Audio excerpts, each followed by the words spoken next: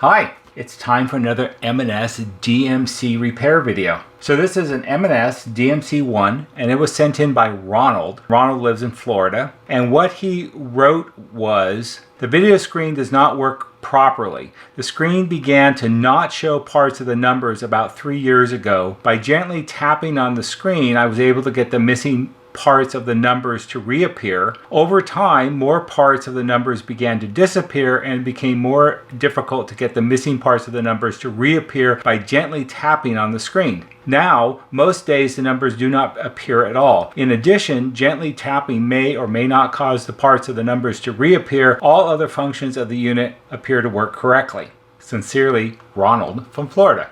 And Ronald is correct. So what you're looking at right now is the main screen of the DMC1, and the screen on a DMC1 is a side-lit LCD display. Side-lit means that on this side of the display there are two little LEDs, and they shine through the plastic or the glass cover of the display, and that helps light up the segments of the LCD so you can actually see them. It works a lot like the screen on your laptop, which has LEDs around, usually not around all four sides, usually along the top or the bottom or the right or left hand sides, and they shine light through the screen assembly so it brightens up and you can see what's actually on the display. As Ronald described, that's exactly what's going on. Now we have a lot of the segments lit up. What we're looking at here is the time. So I set the time when I powered this up before I began the video. And the time here this morning, it's 10:28 a.m. and this shows 10:20, and then we have one segment of what should be an 8 lit up. Now the segments on this LCD display,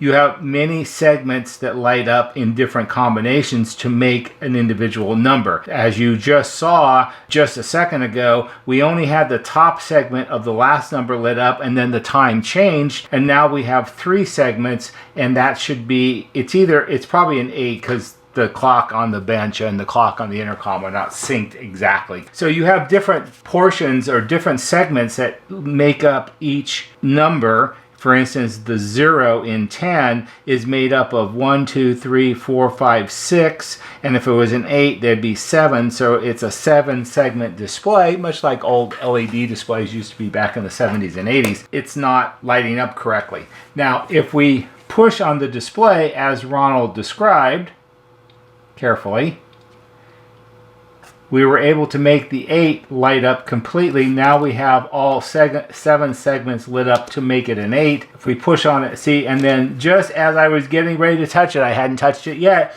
we lost 2 of the segments, and now it's a 9, or maybe the time just changed because it is 10:29, so I think the time just changed actually. But if we push on it again, now we're down to 2 segments of the 9, and if we push on it over here, the 9 comes back, and then it goes away.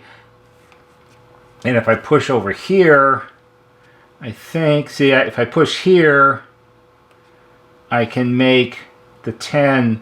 So we lost the 1, and we lost some of the segments of the 0. So obviously this display possibly has some sort of flaw in it. The first thing you have to do with a set like this is you have to take it all apart. I'm going to shut it off now. The DMC models, like the NuTone NM models, you have a sandwich of 3 boards. Yes, it's a sandwich. So you have the board on the back, which is the power supply amplifier board.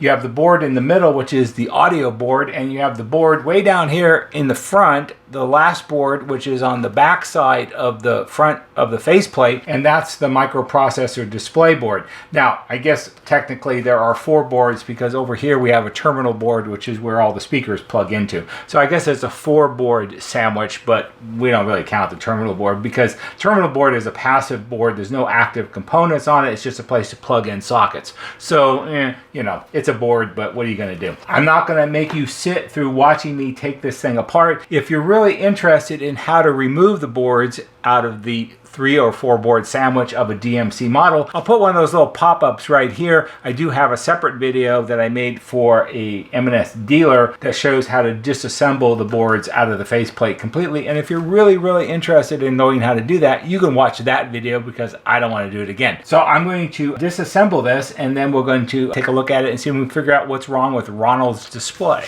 And I should also point out that as per Ronald's description, yes, everything else works correctly. The system functions correctly. I have it connected to, a chime module, it rings correctly. I have it connected to one inside remote speaker, it works correctly. I have it connected to a single door station, it works correctly. And they all work correctly from everywhere. So the master station, all the functions are correct. The remote speakers, all the functions are correct. This is simply a problem with something to do with the display, I'm pretty sure. I'm back. We've gotten part of the 3-board sandwich taken apart.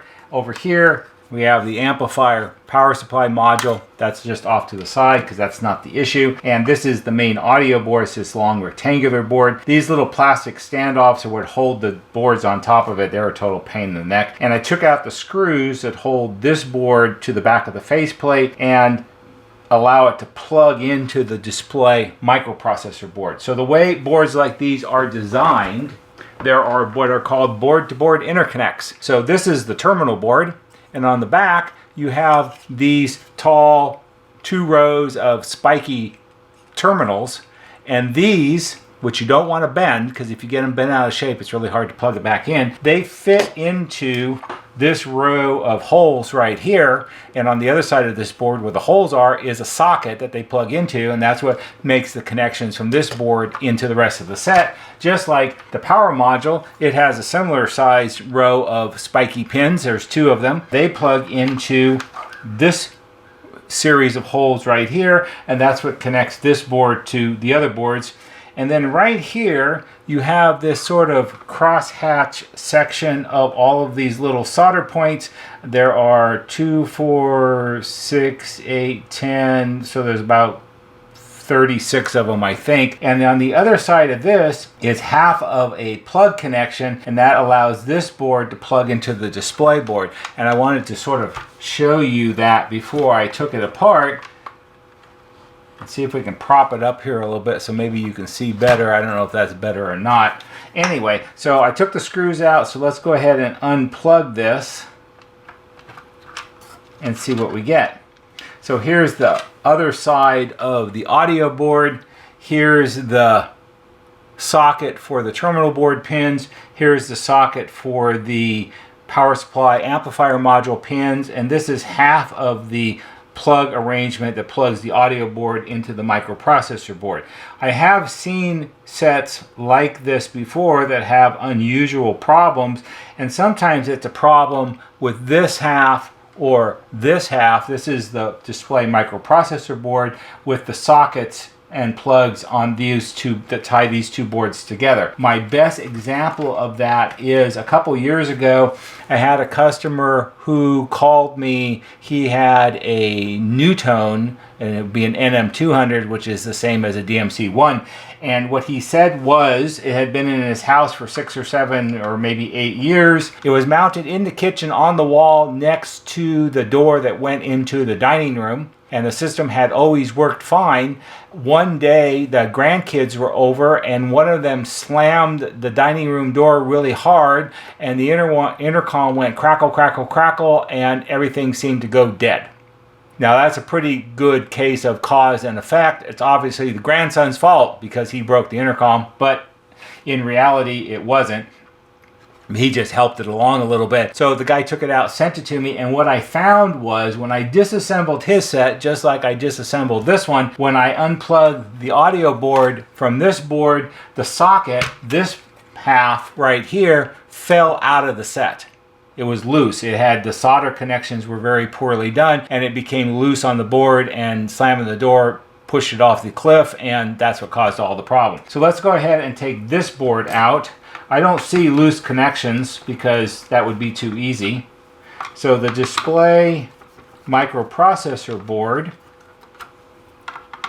is held to the back of the faceplate with 4 screws. So that only takes a minute to do.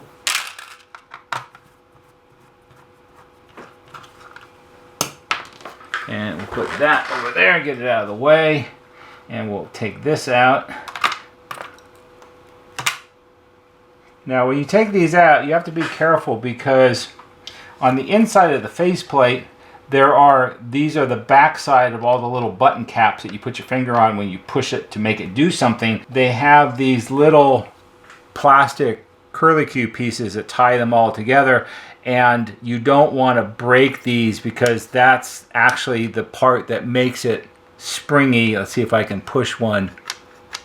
See, these little curvy plastic pieces are like the springs that make the buttons want to return when you take your finger off of it. So you have to be careful. So we're going to put the faceplate aside, and I'm going to look at this, and I'll be back in a minute. Okay, a minute has passed, and it really has been about a minute. All right, so let me explain to you what you're looking at, because I know what I'm looking at.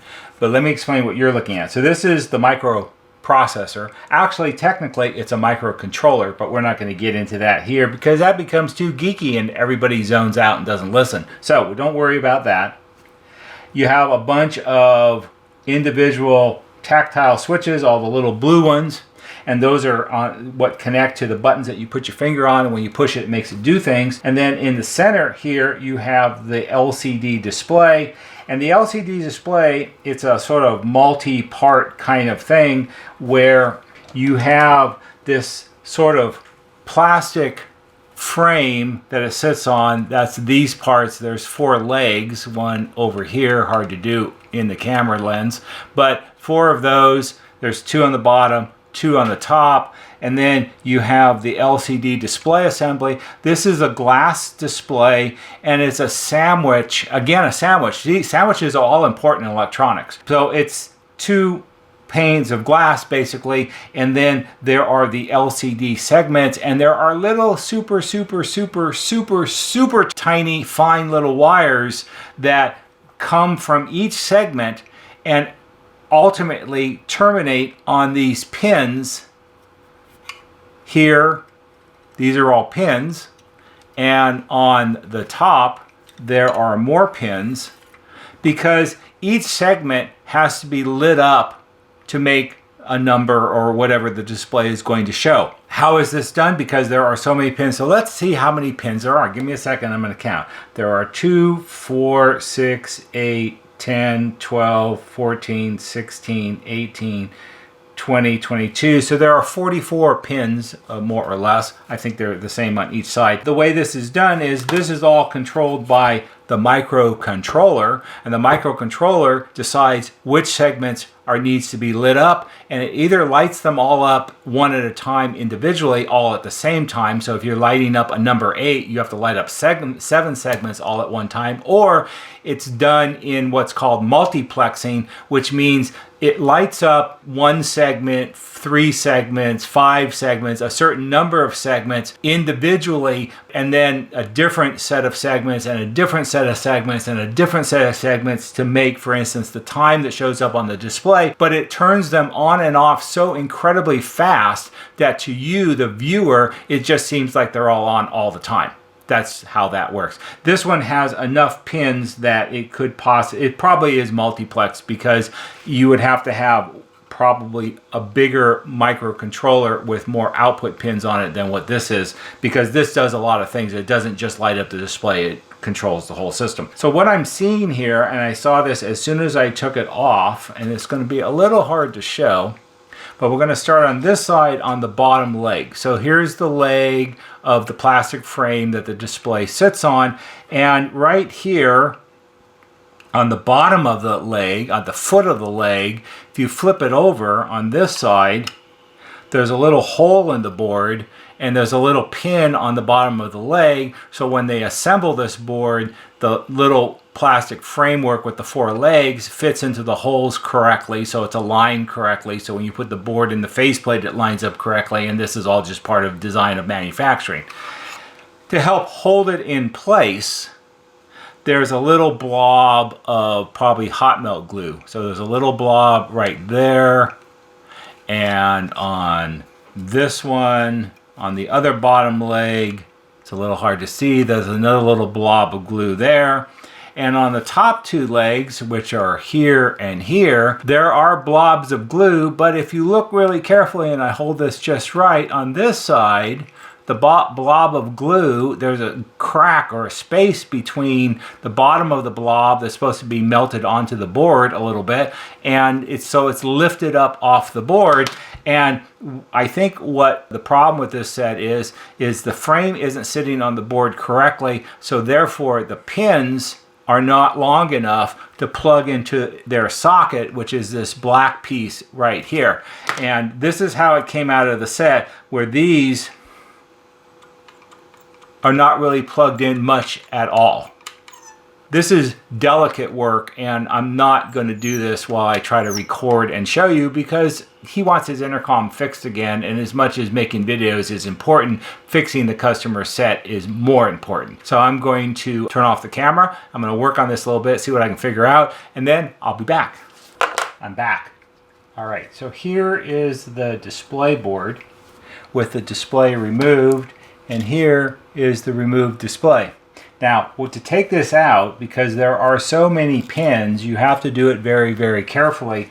As you saw, the top row was not really plugged in at all, but the bottom row was fully inserted or plugged in. And this is the bottom, and you can probably see how there's a little red line. So the little red line I made before I unplugged it to get an idea of how far the pins actually plug into the socket, and it's quite a bit. Now to unplug this, since this is made out of glass, you cannot put a screwdriver underneath it and pry on it, because you'll crack the glass or chip it at the very least, but cracking it is a reality. So you cannot do that. So I very carefully got my fingers underneath it and wiggled it back and forth and back and forth and back and forth to unplug it. When you have this many pins and they're all plugged into a socket like this, there's a lot of what's called insertion force. There's a lot of force holding those pins into the socket. And if you just try to pull it straight up, it's going to be really hard to do. So what you want to do is you want to rock one side up and then the other side up and the other side up and the other side up until it becomes unplugged. Otherwise, you're fighting against all the force that's holding it in, and that makes it really hard to do. Here is the top, and you'll notice there's a red line on that too. I added that later, and when I looked really carefully under the magnifier, you can actually see on the ends of the pins where they had been pushed in, because there's like little scrape marks on them. So I made a line above that with the red marker, so when I plug it back in, I can judge if it's fully seated into the socket or not. It should be all right, but you know, I want to make sure that it's right before we move forward. The other thing I did was, let's look at the board for a second. So a quick anatomy lesson of the board. So you have the frame that it sits on. This white piece right here is a diffuser, and on the edge over here are the two LEDs that light up. So when these light up, they shine through the plastic frame, which is, I can't really show you because it's underneath, but there's a sheet of clear plastic that's part of the frame under here, and the light from the LED shines through the clear plastic, and then the diffuser diffuses it so it's evenly spread out across the whole display. The way that works is, and for some of you, you might be able to identify this. If you ever watch an older movie where they're on a submarine and they have this big chart with a circle and the ever smaller concentric circles, and it's all lit up so it glows in different colors where the lines are and all like that, that's an edge-lit display. That's in the old days, and this is basically works the same way. So it's just the way it's made. So what we're going to do is,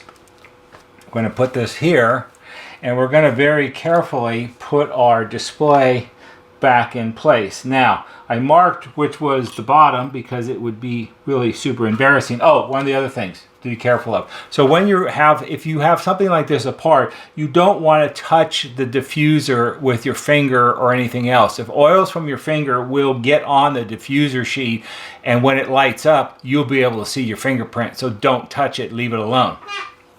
So I marked which was the bottom because it would be super embarrassing if we plugged all this back together and then it was upside down, which, yes, that is a possibility.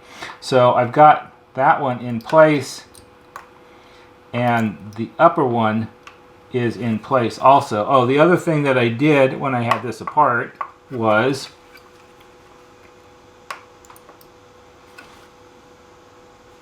I removed the old hot glue around the top legs, and it came off very easily.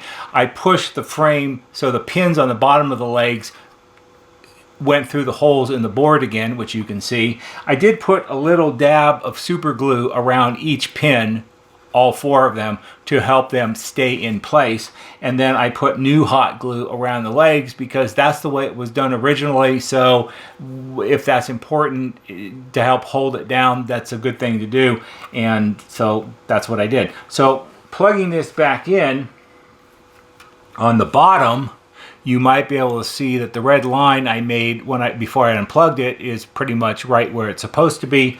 And on the top, the red line is slightly above the top of the black socket, which is what I would expect because I made it above the mark so I could judge how far it was inserted. So that was good. Now, before we put all of this all the way back together, it would really be nice to know if we actually solved the problem with the set or not. And that's what we're going to do now. So what we're going to do is we're going to do what I call, we're going to Frankenstein it together. First thing we have to do, so we're going to take our 3-board sandwich, our display board, our audio board, and our amplifier power supply module, and we're going to put them back together as a set outside of the faceplate. Now, to do that carefully is a challenge because on each side, on the back side of each board, there are all these exposed solder connections, and it's all electronics and electricity and all these things, and we certainly don't want to short anything out. So what we're going to do is, I have these cardboard insulator cards that I made before for other sets, and we're going to take them and put them in place. And to make sure they stay in place, we're temporarily going to use a couple little wire ties, one there and one here,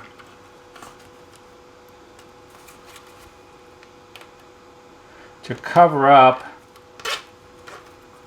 the exposed side of the board. We'll clip off the tags. All right. So these were specially made. So the socket pokes through, and there's holes for the push button switches on this board. So now we can take this board and we can plug it into this board. And if we get the switches to line up, that would be good. Like that. And so they're put back together as they would be in the faceplate, but there's no chance of short circuiting because there's a cardboard insulator on the back of the board. Oh, the other thing that I did, see how easy this is? Because now I can just unplug it.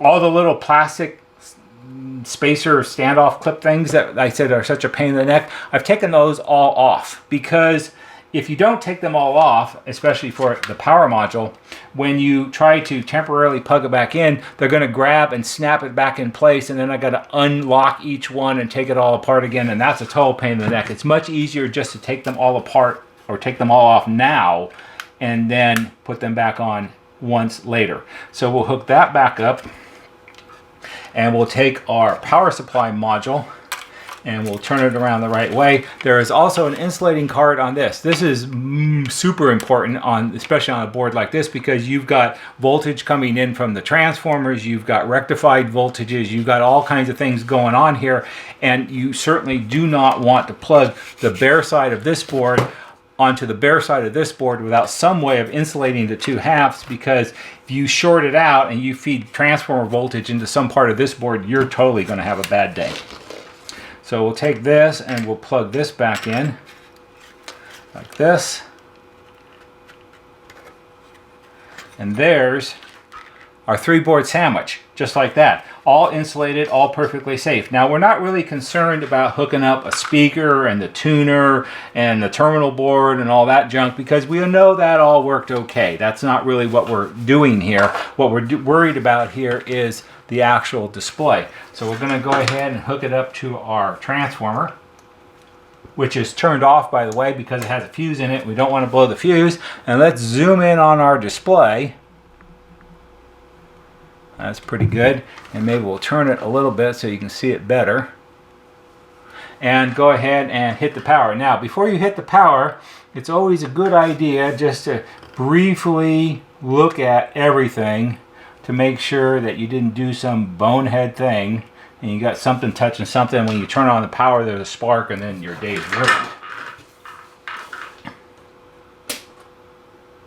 And there's our time, 11:19, which it is actually 11:19 because on this board, on the microcontroller board and display, you have this right here. This is a supercapacitor. A supercapacitor is a capacitor, but it acts a lot like a battery because it has a stored charge in it, and that's what acts as the backup for all the settings and memories and things on your DMC or NuTone intercom, and it maintained it all because all of that programmed information is in the microcontroller down here where you can't see down here. Follow the screwdriver, and so it backs it up so it wasn't lost. So I don't have to reset it all. Now, if we very carefully, as we did before, and the time just changed, if we push on this, now see, it will change some if you push on it to flex the display. That doesn't count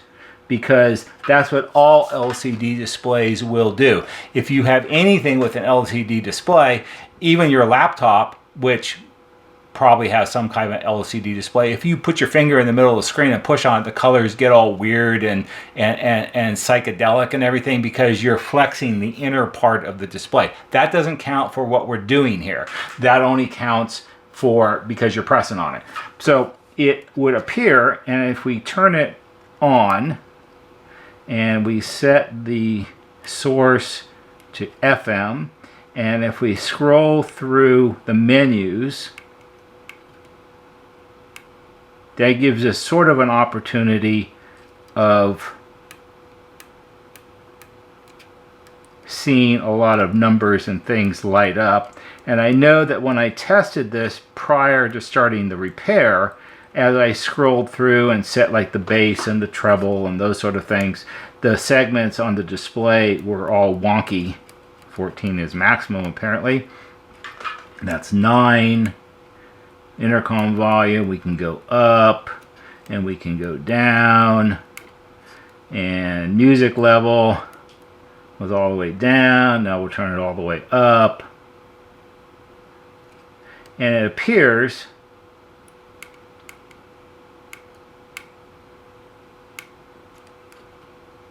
that it works correctly. And I don't think, if we sort of hold the board and push on, see if I push on the top here with my fingers, you can make words light up. I think you can see that because one, I'm pressing on it, and two, as you put your fingers are conductive and they have capacitance because you have water in your fingers. And if you push across the pins across the top, you'll make enough of a very slight connection that you can make segments and things light up. Again, that doesn't count for what we're repairing. What we're looking for is to make the segments in the main numbers disappear, and I don't think that's going to happen. So let's turn this off. And now we have to put it all back together in the faceplate. Okay, we have Ronald's Music and Sound DMC1 all reassembled, and I have it hooked up exactly as I had it hooked up in the beginning part of the video. It's hooked up to a standard AM/FM dipole antenna. We have a chime module, we have an inside remote station, we have a entry door stations here, and the display is lit up correctly. It says 11:31, which is exactly what it is. And if we push on this, we don't get any deflection in it because, well, previously when I was pushing on it, we were pushing on the actual glass panel of the display, but now that display is mounted behind this clear plastic panel, and it's far enough back from the plastic panel that if you push on this lightly, you know, if you run across the room with your fist like this and slam into it, all bets off. But if you push on this lightly, all you're really doing is pushing on the plastic panel that's part of the faceplate. You're not actually pushing on the display. So I'm pretty sure Ronald's entire problem with this was that the display wasn't plugged in fully. Why wasn't it plugged in fully? Well, it's hard to say exactly. I can't think of a situation that it would have wiggled loose on its own. So it may have been that, I don't know, maybe Ronald's DMC1 is next to the door into the dining room also, and the door gets slammed a lot, and the shock and vibration of that caused it to come loose. You know, since the display standoff was off the board somewhat, it would take a certain amount of force to cause that to pop loose like that. So I don't know exactly how it would have happened, but it's hard. It wouldn't really be fair to say it's poor build quality or poor design quality, because this is the only one I've ever seen like this. It's just one of those things that happen. Sometimes things just happen. That's what it comes down to. If we test the set, it's 1133, which is correct. Turn it on. FM works, AM works because I tried it. We can lower the volume, raise the volume. We can go through the menu settings, master station volume, loudness on or off, tone, up and down, bass, down and up, intercom volume, down and up, music level. So that all seems correct. Tuner works okay. We can ring the chime module. This is a 3-note chime. That works correctly.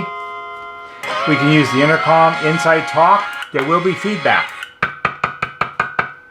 Listen.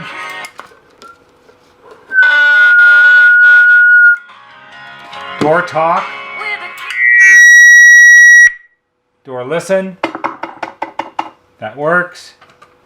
2.3 live local middays, no repeat 95. Intercom functions from the remote. Talk. July. Listen. Hot dogs. Door talk. Door listen. Yesterday, 15th we can time raise in a the row. Here's volume. a clip. 15th time in a We row. can lower the volume. I didn't program all the radio stations in, so we're not going to do the scan thing. We can turn the music off, and we can turn the music back up. How they practice for something. There you have it. So it functions correctly. We solved the mystery of Ronald's intermittent display, and it was a good basic repair. I hope you found this interesting, and maybe for someone it will help you. If it does, give it a thumbs up on YouTube, because that helps us just a little bit. There'll be a banner right here that shows you how to subscribe. Go to our YouTube homepage, click on the bell, and when you click on the bell, click on it to receive all notifications, and every time we post a new video, you'll get a notification and you can watch it. That's all for today. See you on the next video.